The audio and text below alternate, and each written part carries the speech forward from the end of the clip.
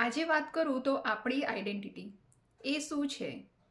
આપણી ઇન્કમ, આપણું એજ્યુકેશન, આપણા ગમતા લોકો, આપણને શું ગમે છે, નથી ગમતું, આપણા વિચારો, ઘણું બધું.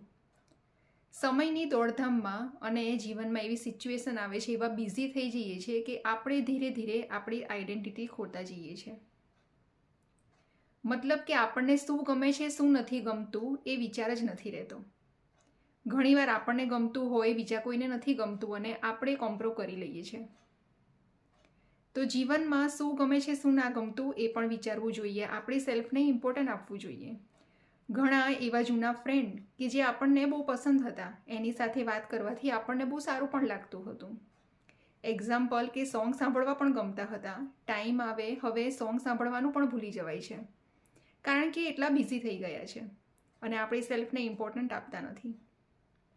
તો ધીરે ધીરે જે ગમતું હોય એને જાળવી રાખીને થોડો ટાઈમ હોય તો થોડાક ટાઈમ માટે પણ એ ઈચ્છાઓ પૂરી કરવી જોઈએ.